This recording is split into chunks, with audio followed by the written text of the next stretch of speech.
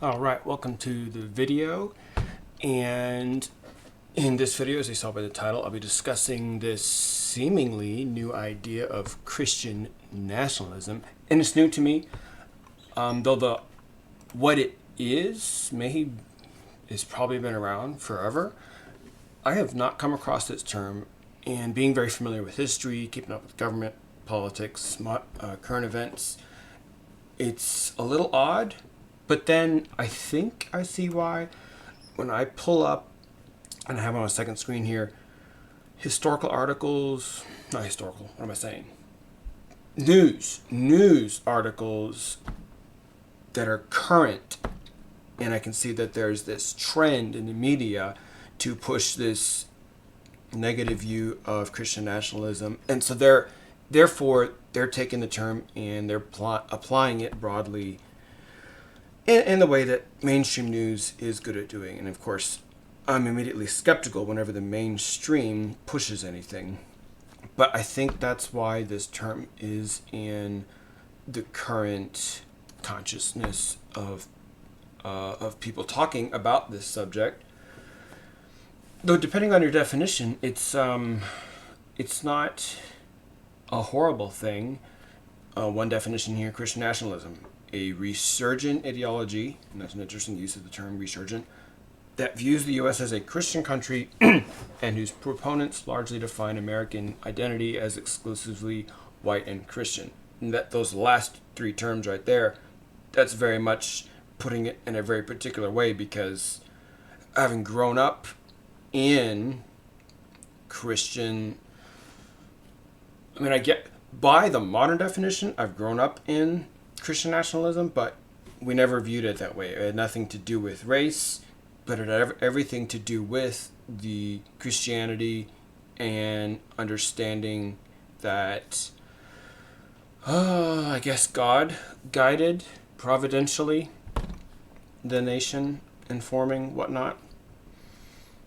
I guess what I'm getting at is my understanding of the definition is different than whatever they're putting out, but because it's a new thing, I don't have necessarily a codified view of what it is.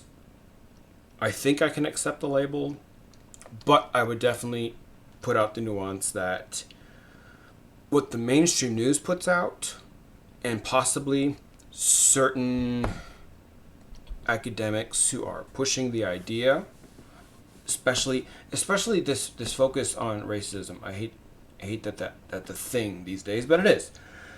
The radical parts of the woke crowd push racism all day long. It's very frustrating because it's unbalanced. I guess that's a frustrating thing. Unbalanced. I don't like unbalance of anything. But anyways, enough of that. What I'm specifically getting into is, and I have a bunch of them here, I want to go over the sources that I'm aware of that I believe prove, well, it's far more than my belief. It is empirical data. It's what our founders have said. It's the writings we have in existence. It's the documentation of history of not only before America was founded, so, pilgrims, early settlers, all of that, going through Revolutionary War, early years of the country, and on. We have lots of resources. And, of course, even though I have a decent selection, I'm sure I only have. I know I've seen books and videos far beyond what I have here. This is just a decent enough selection to give you a good idea that there is some basis to the generic idea that Christian nationalism is, very simply, if I was to put a definition to it, it has the idea of a God-centered nation run by godly people. Simple as that. I wouldn't want to go beyond that. It doesn't seem necessary. But again, this is me kind of putting this together on the fly, because Christian nationalism is a newer term to me. It's not a label I have heard before last week. I heard it for the first time that I'm aware of last week. I may have heard it. It might be a thing that's been around, but it's not part of my consciousness. It's definitely not part of the things I've studied. Not as a specific label. But, all right, so let's kind of get into it. And let's kind of go back to the very beginning with some of these books here. One of the easiest ways to tell how we, as America, are a Christian nation is just by simply seeing the documents that were founded. There's a particular book that I have, Harvard Classic, and it has a very nice, you can see an example there, a very nice selection of all kinds of founding documents. And of course, some of these you're going to have, like Declaration of Independence and Constitution. I got myself a copy of all those things right here. Some of those things you're going to be very familiar with, but others that people may not be familiar with would be like the First Charter of Virginia, Massachusetts Body of Liberties, John Eliot's Brief Narrative, a Declaration of Rights in 1765, things like that. So there's lots of founding documents, and they're obviously available online. I mean, a lot of these, if you're looking for a specific one, Google it. Most likely Google Docs has it for free on the internet. If not, and I'm going to show you later on here, a great place to find a lot of these documents, because there's a particular organization called Wall Builders that has a whole lot of them, once again, for free, easy to access. But specifically with the books that I have, here's a very good book. This is written, it's written by this guy, but it's got a lot of writings from the governor himself. So great way to get firsthand information on the Pilgrim founding. This is another one, of course, it's focused on church history, but it's going to have information on the early days of America, specifically here, let's see, part 3, I believe. Actually, this might be a good book for just showing what the Baptists of Britain and the Separatists, the Pilgrims, like this would show the influence of Europe, what they were thinking, specifically those that were Bible-based, Bible believers. So it's focused on European church history, later church history, as you can see, the Anabaptists, which is just the forerunner term for Baptists. But hearing it directly from them is some of the best. Oh, this is another good one. This one, similar to the other one, goes through an entire history from all the way back. I believe this one starts in, let's see, the 1500s. There's a list here in the front. The earliest stuff here, Great Commission, early conditions. So this starts with the apostles, the apostolic fathers. And actually, I should have brought out this book. This is another useful one to have. And yeah, this is going a little deep, but if you want to know the foundations of what Christians have believed from the beginning, leading all the way up through Renaissance, Middle Ages, Renaissance, Reformation, then these things are going to help you. In this case, the Apostolic Fathers. So this follows right after the New Testament, to be honest. Picking up where the book of Acts left off, this is another book. But this one, I like how this one, and this is a part 1, there's a part 2, which I do own. I don't have it here because someone is borrowing it. But John T. Christian, History of Baptists. Those books right there are an example of volumes of historical data that show you what the Christians, Bible believers, and other denominations, but what Christendom was thinking. The people that founded our countries, that's what I'm getting at. And that's very important to understand. What did they believe? What did they think? Go to sources like that. Then when you get to a time period where America is founded, books like this are excellent. This particular book I read when I was a teenager. This one goes in depth on George Washington, and there's no doubt books on just about all of the founding fathers that you could look up, and obviously I'd highly encourage them, especially if you can get those that have George Washington, have the founders' writings. This one's George Washington. But you want to get, and I guess I should bring up that slide, shouldn't I? You want to get, as best you can, sources of this nature. You're looking for first-hand eyewitnesses. The first one, they're experts. It's very important to make sure, because there's all kinds of experts, but you want to make sure they're an expert in the field that you're researching.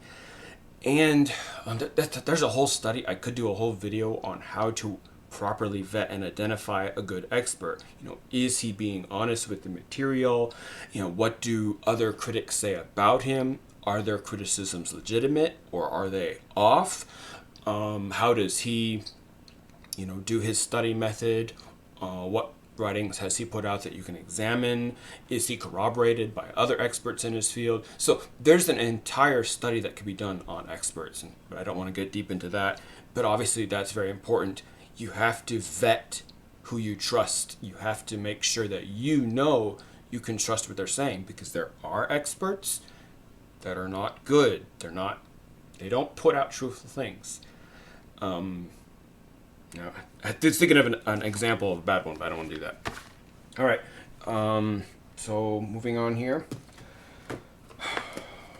Speaking of, and this is kind of like crossing the bridge between, because a lot of these I'm about to bring up. Oh, I forgot. I got more down here.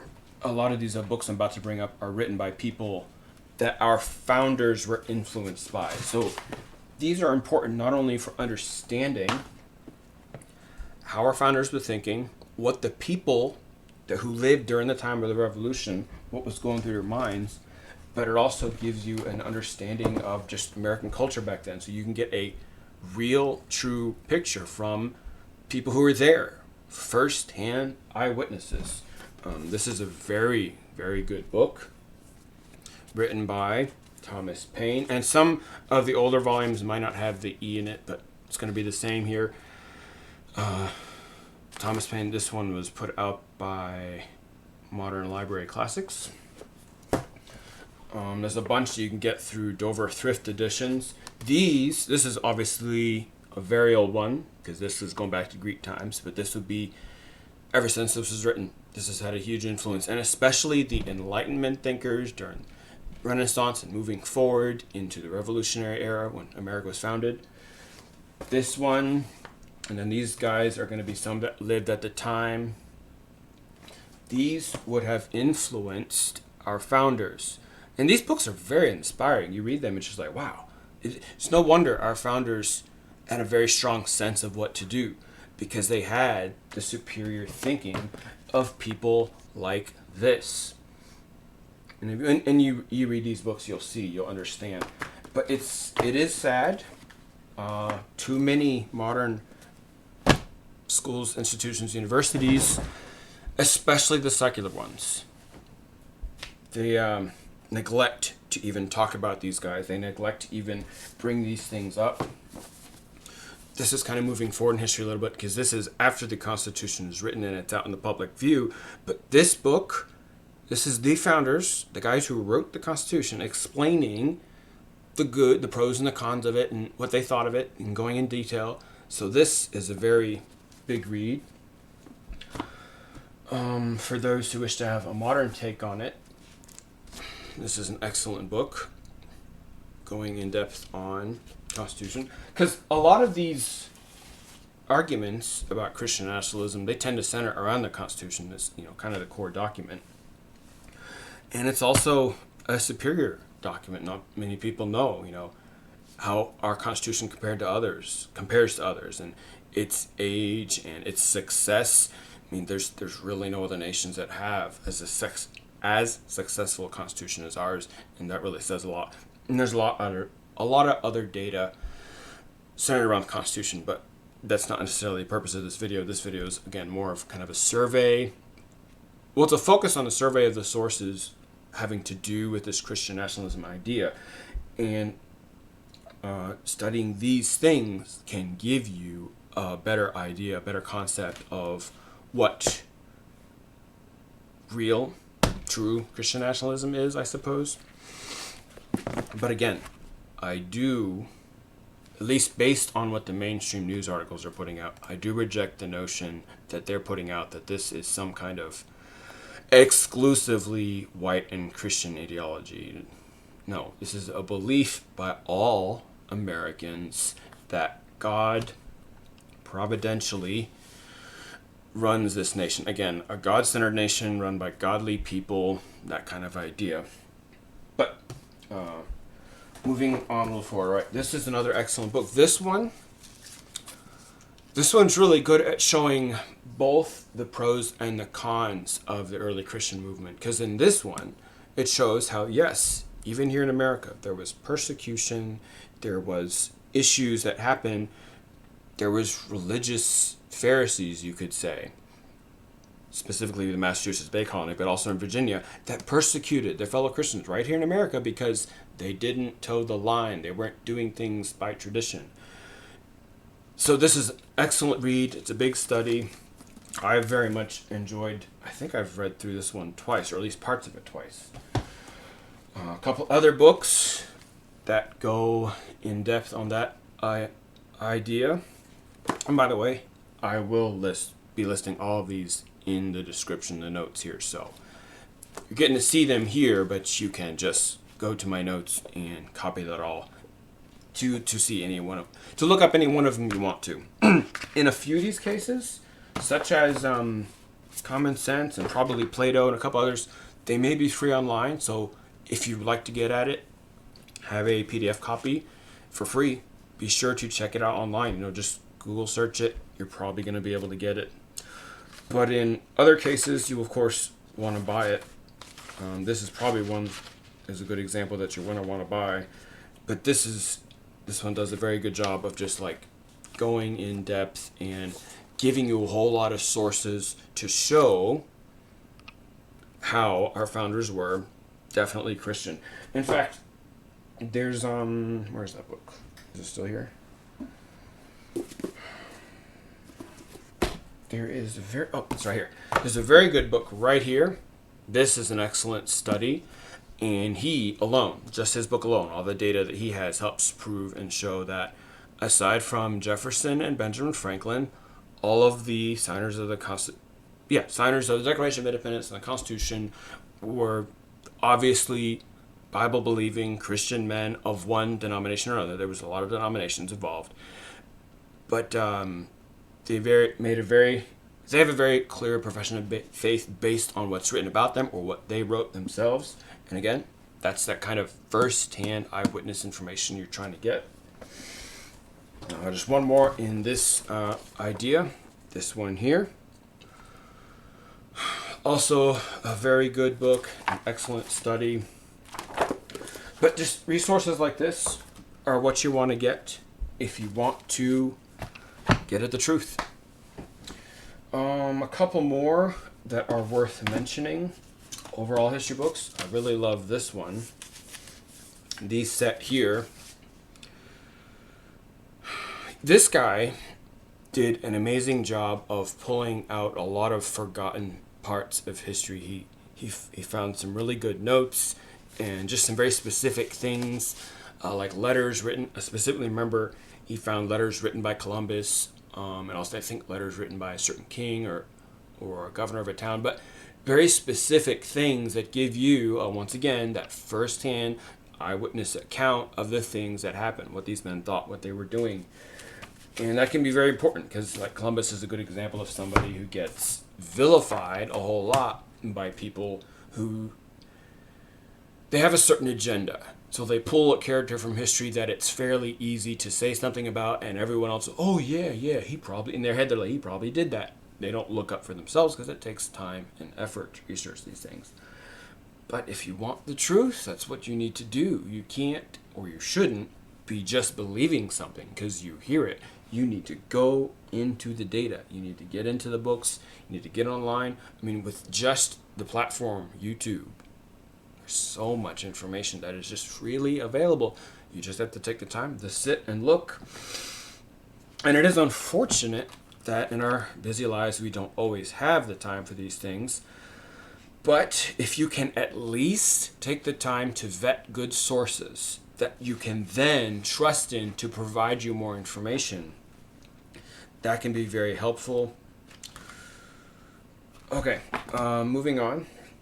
A couple of books that do they give you some of the important nuance and narrative that you need to understand, okay, what happened from then? If this is the true history, why am I hearing this now? And so books like this are going to help show what happened, what changed in America, what occurred between 1776 and now to create the academic environment that we have. And that's a very good thing to do. And one of the best overall studies on that very point would be this series right here. We're going to talk about him a little bit more. I think I have his picture here, don't I? Let's see. Oh, there he is. Yep. This guy here, he's the founder of Wall Builders, and we'll talk about his website at the end, but this is his series I have. So good. Once again, he does a very good job of researching as much firsthand evidence as he can get. If he can't get that, reliable secondhand sources that he can get. Just obviously amazing research, very well documented. And as we'll discuss with his website, he has a whole lot of original documents and copies of original documents so that you can see for yourself, what did each of the state's legislatures say? What were the governors saying? Our founding fathers, of course, and other key figures in history. Another one, and this is a bit more of an overview, and it also kind of ties into showing what has happened, but this documentary right here by Dinesh D'Souza, excellent documentary on this topic here, Christian nationalism. But then moving more to like the negative side, because it's true, America, though it may be a Christian nation, at least that's what I can see based on this evidence here, and there is a lot of empirical data in here, and I guess I should point out, when you're researching anything, you can find evidence galore. Evidence on its own doesn't prove anything. It exists there as an item, as a thing. In this case here, we have, people, books, videos, but more specifically, audio recordings, pictures, artifacts. Evidence on its own doesn't prove anything. You have to apply the scientific method and find corroboration, do this study, do a verification process to find out, is this evidence, does it constitute proof? That's where these resources that I'm talking about here and encouraging you to look at, they're going to help you figure out, okay, which evidences that I'm hearing about and looking at are proof. And proof is evidence that seems, it's like a higher classification of evidence that seems to point in a very clear direction.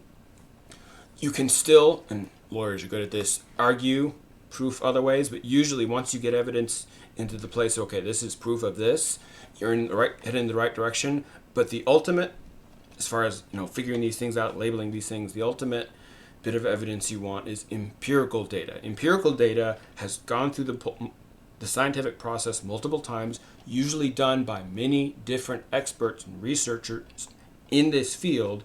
They have verified that this bit of evidence proves this for certain. So that's what you're looking for. That's your goal when you're doing research. You're trying to organize, sort through all of the evidence that exists, figure out which of it constitutes proof, and if you have the time and ability and good experts, good sources, you can figure out empirical data. And I have personally seen a lot of empirical data that proves easily, very objectively, America is a Christian founded nation. So, all that to say, but there is another side of the story. Along with Christians, Freemasons were a big part of our founding, of America's founding. And in a sense, that's kind of like if you picture the yin and yang, the dark and light side being Christianity, the dark side would be Freemasonry. And if you're not familiar with Freemasonry, this is like a good basic book that goes into studying, showing you the problems with Freemasonry, because like so many other organizations, there's plenty of good people in it, but they don't know the depths of it. They don't know the ultimate purpose, why it was created, what it exists for, and a very top-notch series. I got 2 of them here. I'll show you a list later because there's a couple more. But these documentaries right here help to show that dark side of America's founding, the Freemasonry aspect. A note here, and I wanted to look it up and I did not. But a lot of the people who try to put a positive spin on the Freemasonry side say, oh, well, everybody loves George Washington. He was a Freemason. And it was true. I believe he made it up to rank 3, the 3rd degree Freemasonry. But it's not as well known that he left Freemasonry. Obviously, that'd be something if you wanted to look up, verify for yourself. But, oh yeah, so this book here, oops, I dropped it. James R. Beller's book. He also has a DVD documentary that complements that book. So I wanted to put that on here. Again, all these things will be listed so you can look them up in detail later. One more here. This one, again, on its own, is a very good study. This is by the lawyer, or I should say lawyers, David Gibbs and his father, but primarily David Gibbs Jr. did the work for this book. Excellent book, very good book.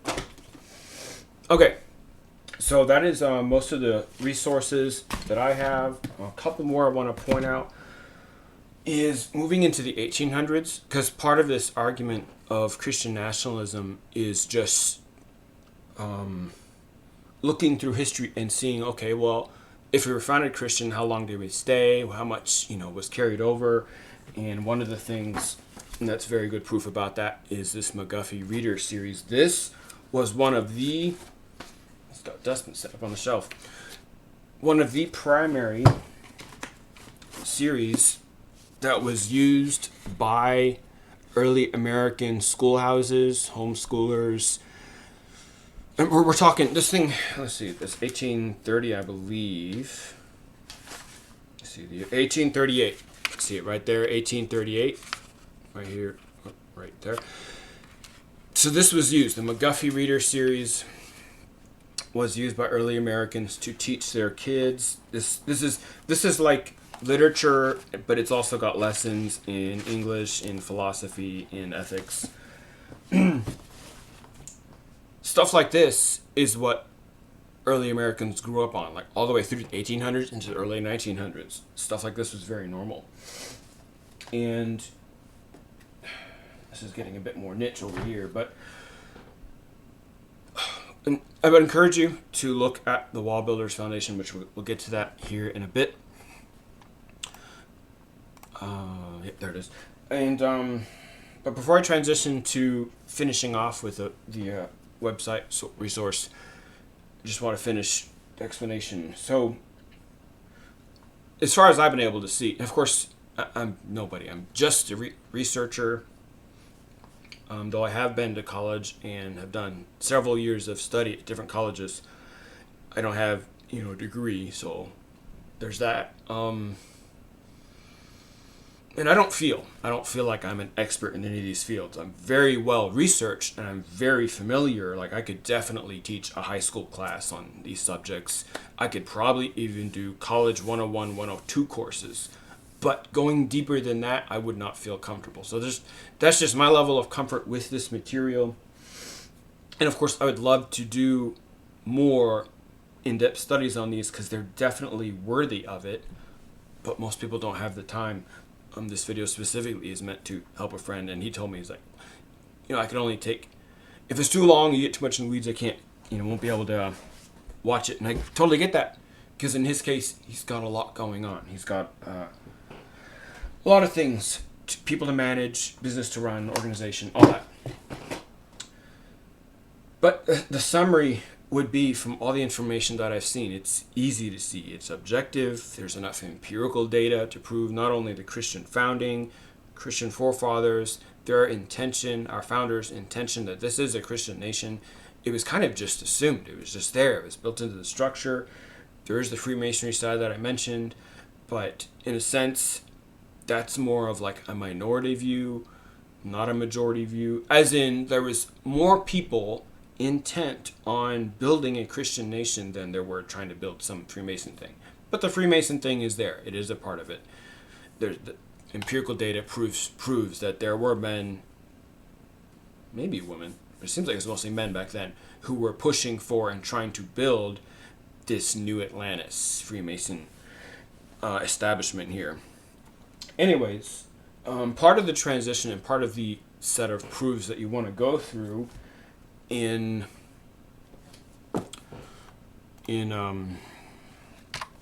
studying the history would be looking at some other good sources like this. This is a very good book, very famous book, kind of obviously, but reading that, I remember this really like opens up your view about how things were in the 1800s. Other books on that topic, how things were in the 1800s, would be this guy. He was a Baptist pastor. These are two different books, of course. Baptist pastor in the 1800s before he became president. In his life and his story, it's a very good just look into that time period. So I highly recommend those. Another excellent book. Now this one, this would be hard to find. I found this at an old bookstore, but this is The Writings of Abraham Lincoln. Now this would be letters, notes, thoughts, diaries, stuff like that, and it's obviously compiled by someone else. In this case, let's see if the name is here. In this case, it was compiled by, what does it say?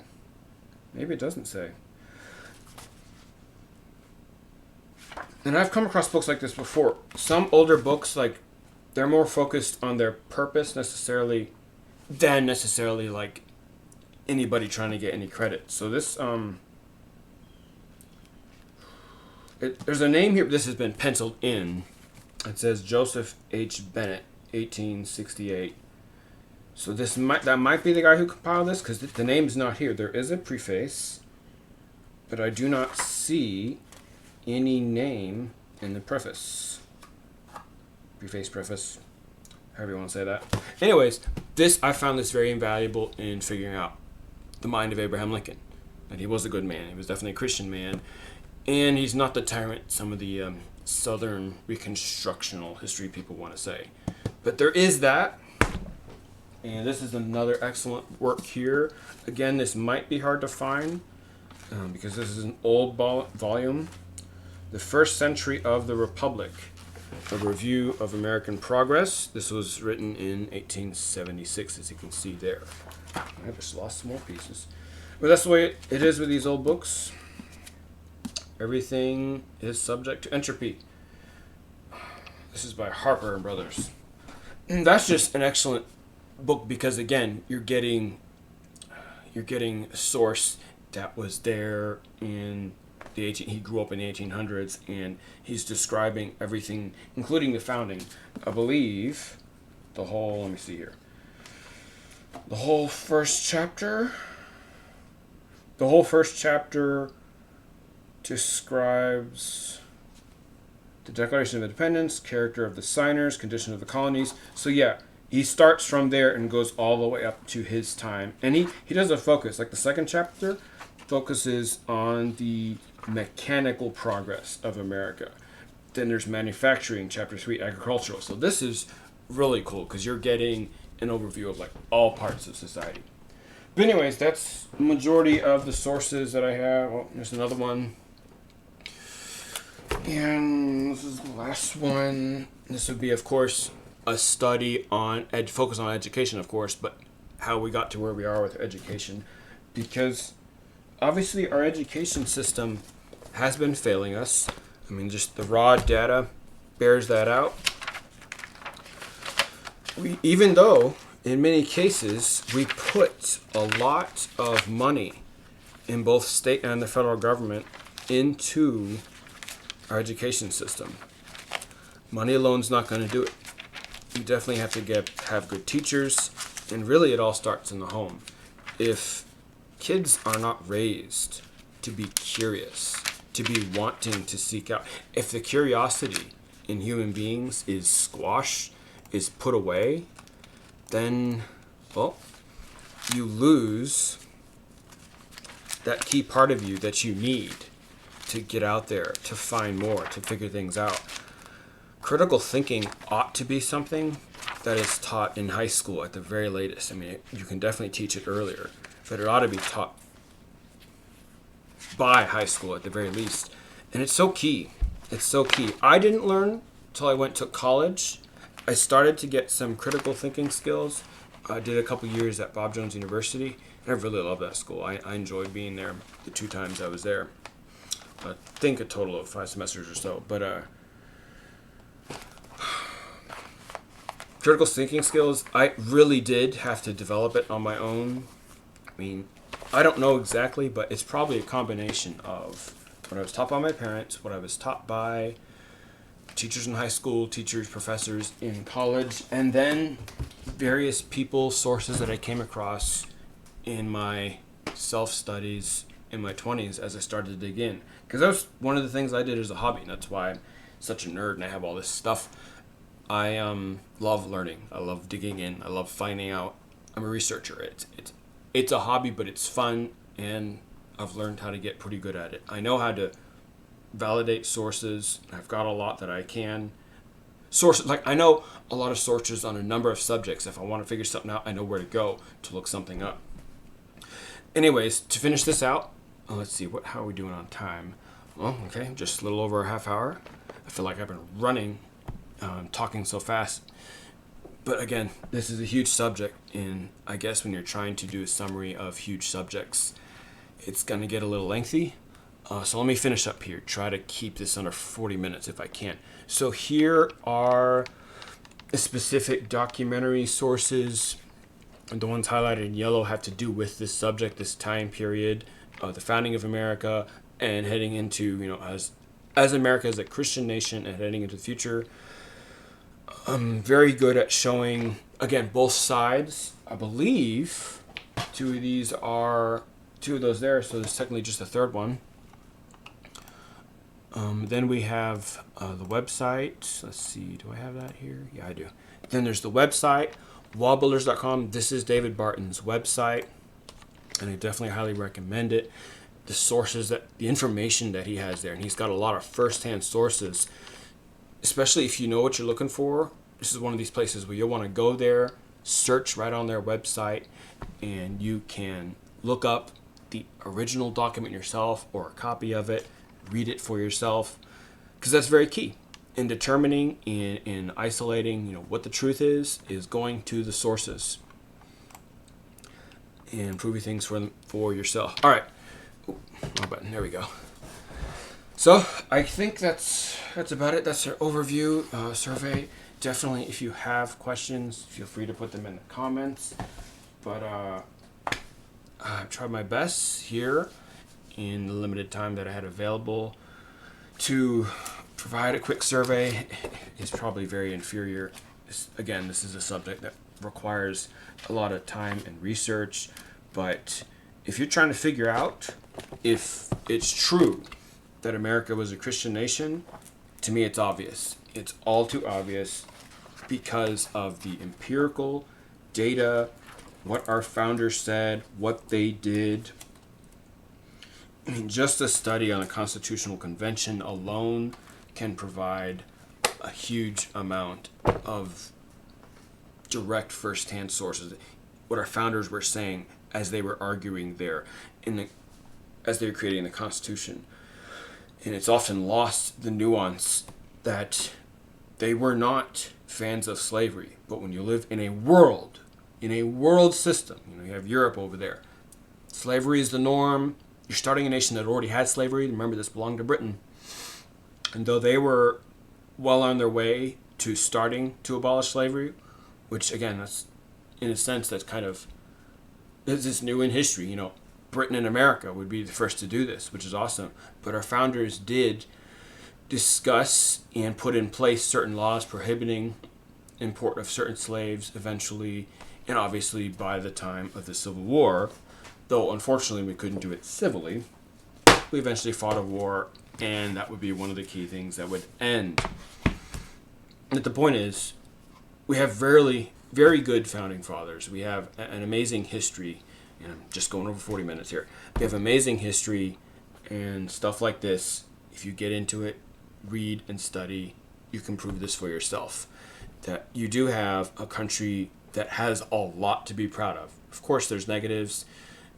Unfortunately, a lot of that gets overblown. The nuance isn't added. Some of it's put out of context. This is one of the biggest problems with CRT, is that, well, the guy is very untrustworthy because there's some definite communist connections there. So I very much am suspicious of his agenda from the get-go. But his entire CRT series is based on these false assumptions. It does not take into,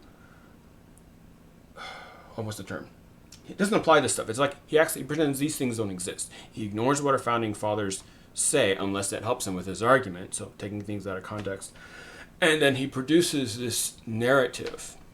And since we have a government that's in charge of our education publicly, they push it into public schools. So you got a lot of kids that grow up learning this. And of course, in the universities, they try and go deeper with it. And when you have professors who have a specific mindset and they're trying to push the ideology regardless of what the truth is, that's why, even though CRT might be trying to do a good thing, and a lot of people who use it might want to be doing a good thing, it's bad from the get-go. It's got a bad foundation. It's got a founder who had some kind of agenda that arguably was not good, even though he attempts to say, oh, this is trying to make right this problem of racism.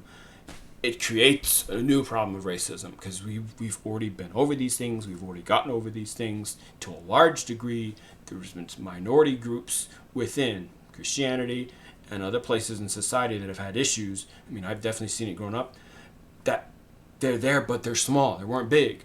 It's mainstream news and mainstream academia and education that pushes things for their purposes. It does not benefit us as a society. It unbalances things. They don't talk about the empirical data. They try to ignore it. They try to push their agenda. And they say, oh yeah, we got evidence. Here's this evidence.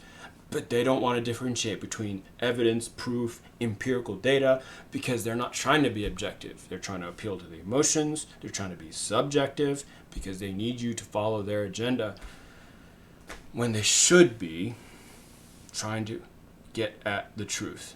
But no matter what the systems do, and the systems, especially my generation, we all know, all kinds of systems, from Christianity itself into our government, politics and all that, lots of issues. There's a lot of things that need to be fixed.